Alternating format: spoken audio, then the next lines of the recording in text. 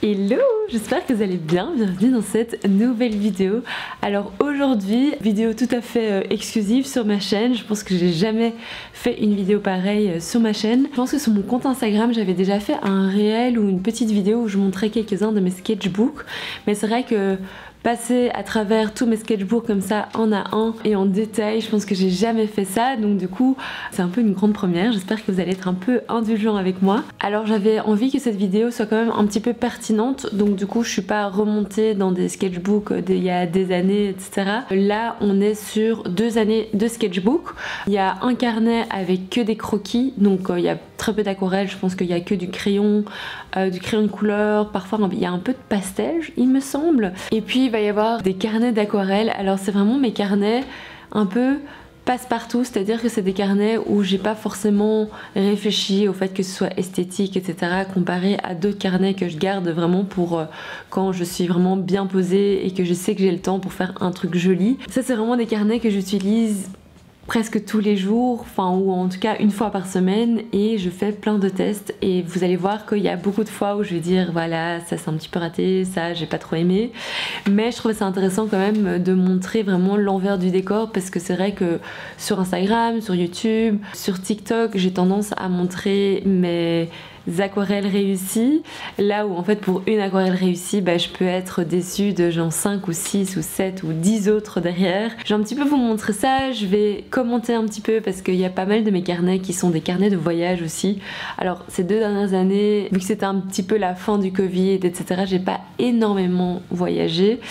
Donc je pense que ce qu'on va faire c'est qu'on va regarder tout ça ensemble, on va un petit peu papoter. Et voilà, j'espère que le format vous plaira. Je pense que je vais garder un petit peu les derniers sketchbooks de 2023 et les quelques sketchbooks que je suis en train de remplir pour le moment pour une prochaine vidéo si ça vous intéresse. Et si jamais ça vous intéresse de regarder genre mes vieux sketchbooks, n'hésitez pas à me le dire aussi. J'avoue que c'était un exercice qui était quand même assez marrant à faire parce que j'ai toujours un peu cette culpabilité de pas assez dessiner, de pas assez peindre, etc. Et en fait au final je me suis rendu compte avec ces carnets que oui ok, genre je dessine peut-être pas tous les jours, mais j'ai quand même réussi à entretenir un peu cette routine créative au jour le jour. Je vois quand même un peu mon évolution entre la première page de mon carnet de croquis et la dernière page de mon carnet de croquis, donc c'est quand même assez rassurant. Si jamais vous débutez l'aquarelle ou n'importe quoi d'autre, que ce soit la gouache ou le dessin ou peu importe, garder un carnet, ça vous permet vraiment de se rendre compte du chemin parcouru. Et moi parfois j'oublie complètement, donc je donne des conseils mais je les oublie dans ma tête. Et faire cette vidéo ça m'a trop motivée à continuer à dessiner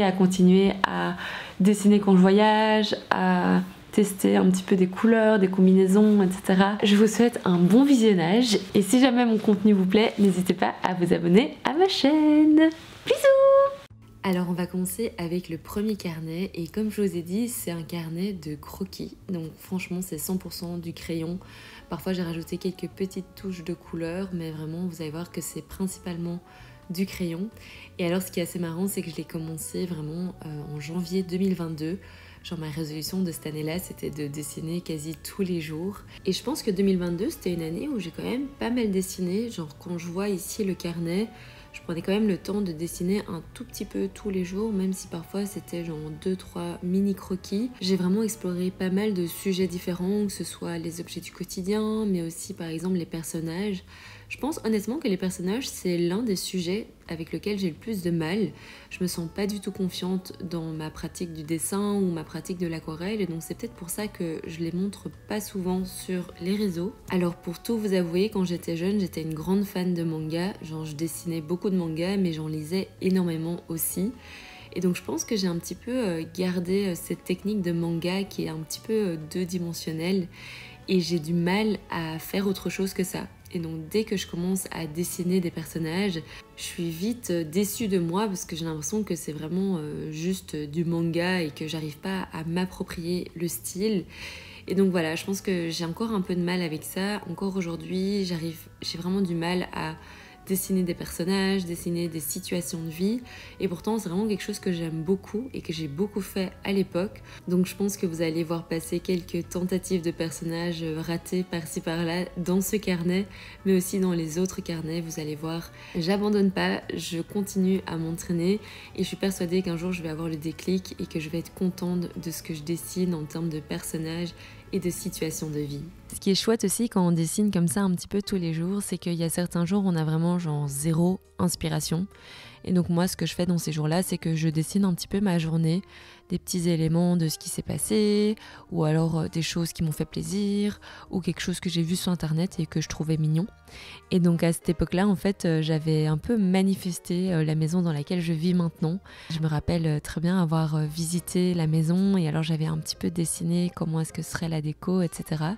Et une semaine après, on a eu la confirmation qu'on allait avoir la maison. Et donc du coup, ça m'a rappelé un trop chouette souvenir juste en regardant ces quelques images. Et quelque chose qui m'a aussi frappée lorsque j'étais en train de feuilleter ce sketchbook, c'est que j'utilise énormément le dessin comme source d'inspiration pour mes différents ateliers, mais aussi pour mes différentes aquarelles. Et ça, c'est encore quelque chose que je fais de façon assez régulière, genre si j'ai plus trop d'inspiration, si je sais plus trop quoi dessiner, quoi peindre, je vais aller dans un de mes sketchbooks de croquis pour voir si j'ai pas des petites mises en scène que j'ai pas encore mises en couleur, ou par exemple genre des portraits, etc., etc. En fait, ce qui est assez chouette avec le dessin, c'est que contrairement à l'aquarelle, je vais pas toujours avoir une arrière-pensée.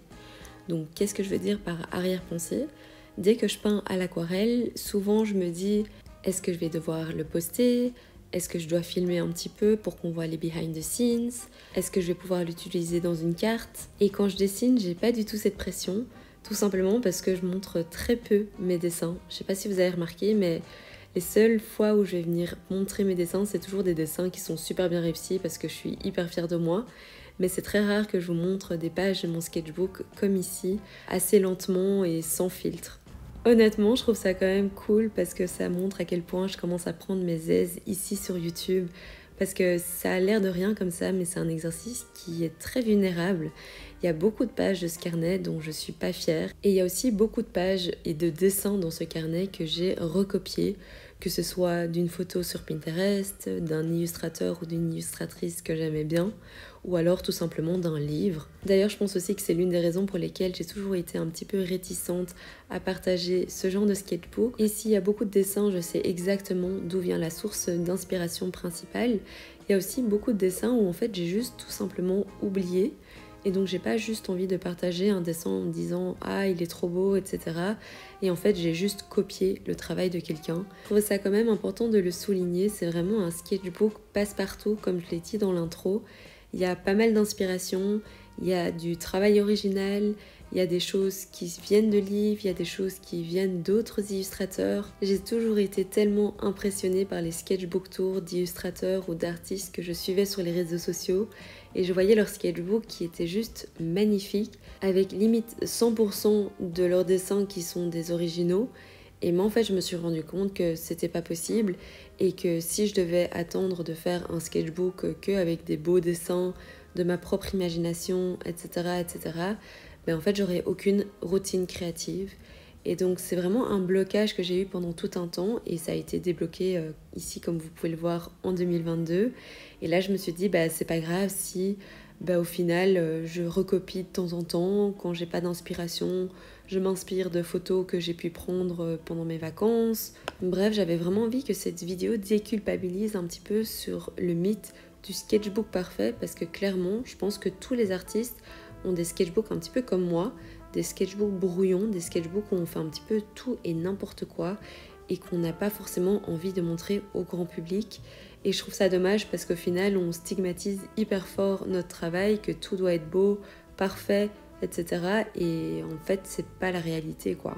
Bref, je me suis un petit peu emballée dans mon discours et on a déjà changé de sketchbook. Alors ce sketchbook, c'est un sketchbook que j'ai commencé en 2021. La première partie du sketchbook se déroule à Valence en Espagne où j'avais rejoint quelques-unes de mes amies d'Erasmus. Et la deuxième partie ici que vous voyez, c'était pendant mon voyage en Italie. On avait fait tout un road trip dans le nord de l'Italie, c'était vraiment super chouette. Et ce que j'aime trop avec ce genre de croquis fait lors de voyages, c'est qu'il n'y a vraiment aucune pression que ce soit beau. J'avais juste envie de capturer un petit peu l'essence des paysages et l'essence du moment même, donc vraiment rien de très très spécial. Et ensuite j'ai juste continué mon carnet avec ma vie de tous les jours ici à Bruxelles. Et je me rappelle qu'à ce moment-là, j'ai fait aussi pas mal de tutoriels du livre de Emma Bloch. Et comme je vous disais là tantôt, parfois j'ai du mal à savoir si c'est moi qui ai vraiment peint ça ou si c'était à partir du tutoriel. Mais en tout cas, là, je pense qu'on était printemps 2022. J'étais vraiment dans une bonne période d'aquarelle. J'étais hyper contente de tout ce que je peignais. Et je me rappelle aussi avoir pris énormément de plaisir à jouer avec les couleurs, mais aussi avec les textures. Genre là, j'avais un petit peu joué avec du crayon, des crayons aquarellables. Et vraiment, c'était vraiment une chouette période. Genre quand je regarde là comme ça, je suis hyper contente des pages que j'ai peintes. Ah ben voilà, là on voit les pâtisseries du tutoriel d'Emma Bloch.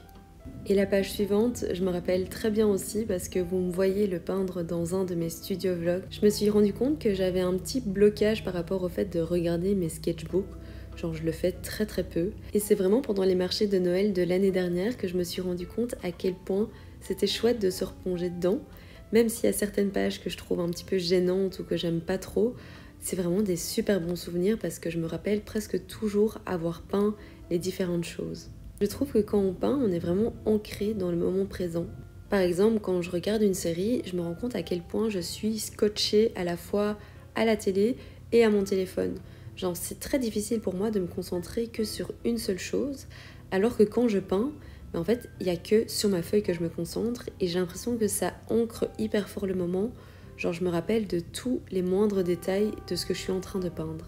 Alors, le deuxième sketchbook, ça c'est vraiment mon sketchbook méga brouillon. Vous allez voir, ça n'a rien à voir avec le sketchbook précédent. Je crois que même si je dis que le sketchbook précédent c'était un sketchbook un petit peu passe-partout, un petit peu brouillon, le sketchbook que je vais vous montrer ici, c'est vraiment genre le brouillon de brouillon. Genre j'ai eu aucune retenue, il n'y a aucune cohérence, il n'y a pas de date, il y a des couleurs dans tous les sens. Enfin vraiment, genre je me rends compte à quel point ce sketchbook est ultra brouillon. Mais en même temps, je trouve ça intéressant parce que ça me permet de tester plein de choses sur le côté. Et parfois, il me suffit juste de ça pour pouvoir dessiner quelque chose de chouette sur le côté, quoi. C'est aussi dans ce genre de sketchbook que je vais pouvoir faire tous mes tests de couleurs, mais aussi mes tests de pinceau. Vous le voyez bien à l'écran, il y a des feuilles et des fleurs dans tous les sens. En fait, quand j'achète un nouveau pinceau, la meilleure façon pour moi de le tester, c'est de faire des feuilles ou des fleurs. Et c'est vrai que d'habitude, je fais tous ces tests-là sur une feuille différente ou sur une feuille volante. Et à mon avis, ce sketchbook devait traîner là et je me suis dit, ok, on va tout tester dans ce sketchbook. Et donc ça a donné un petit peu ce melting pot de plein de choses différentes. Là, vous avez vu que j'ai aussi testé de la gouache, j'ai aussi un petit peu testé du crayon. En vrai, même si je trouve pas ça super beau et super esthétique, je trouve ça vraiment cool de regarder ce carnet parce que je me dis que je devrais en refaire un. C'est un carnet qui me permet de me vider la tête et de tester plein de choses différentes. Je pense que là, par exemple, j'avais fait pas mal d'exercices d'un livre que je venais de recevoir. Ici, j'ai testé des nouvelles couleurs. Je me rappelle hyper bien de ces tests de motifs, j'avais juste vu ça sur Pinterest, je pense, et j'avais envie de tester différents motifs avec différentes couleurs et différents sous-tons. Là, je me rappelle hyper bien, c'était fin de l'année 2022, ma maison était en chantier complet, et la seule chose dont je rêvais, c'était d'avoir mon propre espace et mon propre atelier.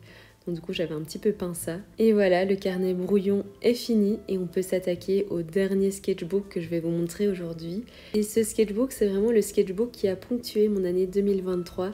D'ailleurs, l'une des premières pages, c'est une page sur mon voyage à Vienne. Et je me rappelle que ce city trip, ça m'avait trop inspiré, ça m'avait donné trop de motivation pour créer tous les jours. Et que je m'étais vraiment dit, si tu veux créer, si tu veux partager ta passion sur les réseaux sociaux, je suis sûre que c'est possible. Il faut juste que tu travailles et que tu t'y mettes et ça fonctionnera quoi. Et effectivement, je pense que c'est grâce à ce sketchbook que j'ai percé sur Instagram l'année passée, notamment grâce à mon challenge du mois de mars. C'est exactement celui que vous êtes en train de voir défiler à l'écran. Alors ce que j'ai fait pendant le mois de mars 2023, j'ai dessiné tous les jours sur base d'une combinaison de couleurs limitée. Ce qui est assez fou, c'est que j'ai fait ce challenge un petit peu spontanément et au début j'avais vraiment pas énormément de vues. Vraiment au bout de la 3e semaine que ça a vraiment percé. Encore aujourd'hui j'ai du mal à comprendre ce qui s'est passé avec mon compte et pourquoi il a tellement explosé en 2023. Et je me dis que si j'avais pas fait ce challenge, si j'avais pas pris ce sketchbook, peut-être que j'aurais pas autant d'abonnés à ce jour sur mon compte. Et j'avoue que ce challenge, ça m'a quand même pris beaucoup d'énergie et beaucoup d'inspiration. D'ailleurs, comme vous pouvez le voir dans la suite du sketchbook, j'étais un petit peu moins assidue. J'avais du mal à reprendre mes pinceaux et à reprendre la création de dessins et d'aquarelles. Je sais que l'une des raisons pour lesquelles j'ai moins dessiné dans ce sketchbook également, c'est tout simplement parce que j'ai commencé un autre sketchbook et donc peut-être que je vous le montrerai dans une prochaine vidéo. Et voilà, on arrive à la fin de cette vidéo sketchbook tour. J'espère que cette vidéo sans filtre et dans mon intimité créative vous a plu. Je vous fais plein de bisous et surtout, n'oubliez pas de rester créative. Salut!